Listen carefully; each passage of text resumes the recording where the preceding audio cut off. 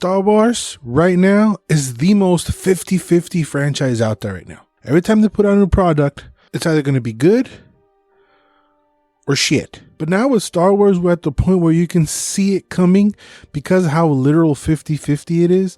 They'll release something good and then their next project sucks. Like you got Mando, then after that the Book of Boba Fett, then you got Visions, then you got Obi-Wan, then you got Andor, then you got Ahsoka, which is a little like technically back-to-back kind of good ones. Ahsoka's kind of like either you love it or hate it. But then after that they punished us with the Acolyte. So after that, whatever was coming next, I've had a feeling it was going to be good.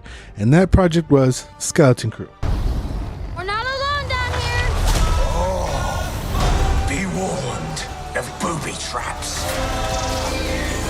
Pirates. Okay, this very much looks like Goonies in space. Now after it's out, everyone is calling it Goonies in space because it's totally Goonies in space, which is not necessarily a bad thing. It kind of engulfs a story about not having to stay in your lane, you know, your old school, like, this kid has to do this, but then he wants to go for an adventure, and then he goes for an adventure type of thing. This has a total different point of view, literally, because it's from these main kids' perspective. So you have this main kid who's kind of annoying and overacts a bit, but he's nothing too bad. And then you got this vampy looking Pokemon kid who's kind of cute and provides the comedic relief at times. Then you have the droid girl and the little girl boss, and they each play their roles when they're supposed to and how they're supposed to. They don't really overstep each other. The main character would be probably split between the main kid and the little boss girl. They reside in what is called an ordinary planet. They say Ad-Atten like 45 times, so that's the name of the planet, but it's an ordinary planet, which is, I guess,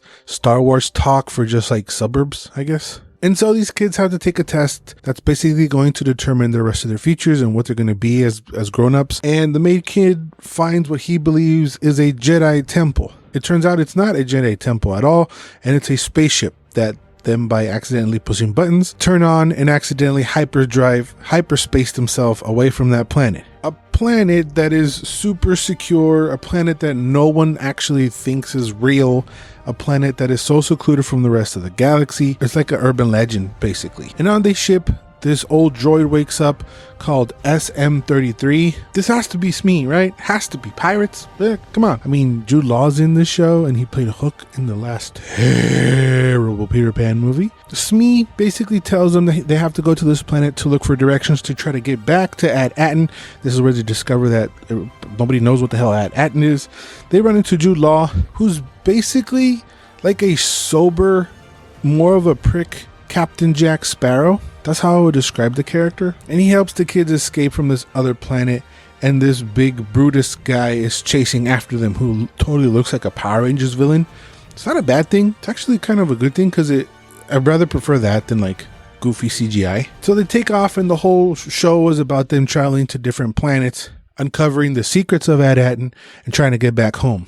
Plus, a bunch of other stuff happens. I do feel like this show has a different visual tone than the rest of the live action Star Wars things. This feels way lighter. It doesn't feel as harsh as the other ones, and it's definitely catered for kids. I wasn't a huge fan of certain CGI things. It kind of looked like 2010 type of CGI, and other stuff is pretty cool, but the CGI wasn't consistent. But like I said, it does feel like it's geared towards kids, and I appreciated the pirate thing, but it's much more like Goonies type of pirates instead of like Pirates of the Caribbean pirates, if that makes any sense. There's even some moments of like Indiana Jones kind of thing, jumping over booby traps, kind of like Goonies. It's straight up Goonies in space. I mean, why am I making it more complicated than it is? But also to me has like this 90s feel to it, or late 80s, kind of like when Goonies came out, like these latchkey kids hopping on their bikes, sort of like Stranger Things type of deal. But it really feels kind of 90s to me. And what could be more 90s than Urkel? Yes, Jaleel White is in the show,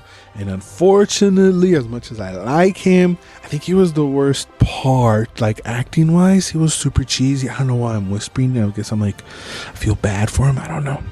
He's super cheesy. I mean, he already has like a thing over his eye, and just every time he spoke, it was kind of like, oh, you're taking me out of the show, man. You know, I feel like in any moment he was going to be like, did I do that? It's like, his name is Gunta, and it doesn't fit his character at all. It was cool to see him, but if I have to be fair and have to review and take a look at everybody's performance, he was definitely the worst one, I feel like. Sorry. Shout out to the Star Wars holiday special. There was a reference in there. That was kind of cool. They took that cheesy thing, speaking of cheesy, and made it make sense in the show. You know, if you don't know what I'm talking about, feel free to look back at our review on the holiday special. But outside of that, I did find the story interesting enough, especially towards the end where more things start to develop. As far as combat and like dogfights, there are some, but again, it's told from the perspective of the kids. And I did like that it's not like the kids grab swords and start chopping heads and stuff like that because they're kids. They try to, but they're quickly like brought down to at or earth, if you will, as to like, no, you're a kid, shut up. You know, they might start flying the ship or whatever, but it's all by accident. And then they taught how to actually do it and that kind of stuff. The kids definitely stay within their means, both in combat and in, I guess, dogfights and chases and that sort of stuff. And it does what the bad Star Wars shows fail to do every single time. Skeleton Crew does not break the rules that the show itself makes. They're kids, so these kids don't know how to do anything. So they're slowly taught and they're learning how to do things. It's not like, I'm a kid, I know what to do because I'm a kid. That's what the bad Star Wars shows have done. I know how to do this because I'm me. Well, but you're not showing me how you know how to do this. You're just telling me you know how to do these things. They're not holding your hand through a story and showing you. They're like shoving you through the door and like yelling the answers at you. And this feels like a fun, exhilarating ride that you're watching these kids go through. And the other stuff is just like, it feels like the people behind it are like whining and yelling a message that they're trying to get to you, which is a message nobody wants to pay attention to. I don't know. It's just very confusing. But my point is, Skeleton Crew doesn't break its own rules that it sets for itself. Like the way they find Jude Law, he's locked in a prison cell, right? And he helps the kids break out very easily. Then the kids turn over to him and like, if you could break out this whole time, why didn't you do that before? And Jude Law answers the question, because I had that question. It's like, if you could have done that the whole time, if you could have just grabbed the keys and opened the door, why didn't you do that before? And he goes, because I didn't have a ship. I didn't have a way to get off this planet. You have a ship. So that makes a whole lot of sense and is answering questions that you yourself would have while watching the thing. And in the bad Star Wars projects, their answer would be, well, because I said so, shut up. And it's like, no, you have to make it make sense. And here, it makes sense. Also, the thing that makes sense is casting Jude Law. My boy is so handsome that you still believe everything he's saying, right? And throughout the whole show, like I said, that he's kind of like a Jack Sparrow person. So every person that he runs into, the whole show they're telling you, don't trust this guy, don't trust this guy, don't trust this guy. And you're in kind of the position of the kids. You're like, yeah, but he's telling me that he's cool, so I'm gonna trust him. I just wanted to commend Jude Law being so charismatic in the way that he convinces you as the audience to trust him, even though every single character he runs into is telling you not to trust this fool. That's what I mean when I say that he's kind of like Jack Sparrow. It's the same thing from the Pirates movies. Everybody has beef with him. He's backstabbed everybody to get to where he's at. Even towards the last episode, I wasn't quite sure how they're going to get out of that particular pickle because the odds were definitely not in their favor. So I was on the edge of my seat of trying to figure out, okay, how they're going to get out of it this time. And I have that feeling throughout the whole episode. And I'm still trying to figure out if I'm satisfied with the answer. I guess there's one thing that I was kind of like, this certain person kind of gave up too quickly. So I wish there was a little bit more explanation as to like why they gave up so easily towards the end. But the last episode had me really on the edge of my seat to figure out, okay, what's going to happen? How are they going to do this? Because again, it's a kid show, so you know that the good guys are going to win. It's just a matter of how. And the way it ended, I'm satisfied with this just being a miniseries, one and done season. I feel like if they do a second season, they're going to ruin it somehow, because there's a little bit of like 90s kids Spielberg magic to the show, if I'm honest. Of course, not like exactly like Spielberg, but more like if you were to ask AI to capture Spielberg magic. It's pretty close, but you know it's not it. But there's something to it, and it very much has that vibe. I think John Watts, the writer and director, did a great job. He's also the man behind the Tom Holland Spider-Man trilogy. So we know he's capable of handling huge projects. I'm just a Star Wars consumer. I've said this 1,000 times. I enjoy the video games way more than any other on-screen, series or movie project. I'm more of a, gamer Star Wars guy. I'm just saying that so you know my perspective. So I really do value you Star Wars fans' knowledge and feelings towards this show. So please let me know down in the comments. What do you thought about Skeleton Crew? Is this a good one? Is this a bad one? Because again, I feel like Star Wars fans are the most damaged right now because of the 50-50 thing that I mentioned in the beginning. They don't know if they're going to get a good one or a bad one.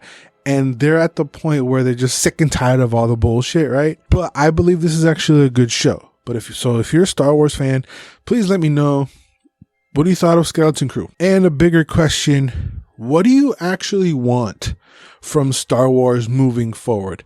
I hate bitching about things without giving at least your version of a solution.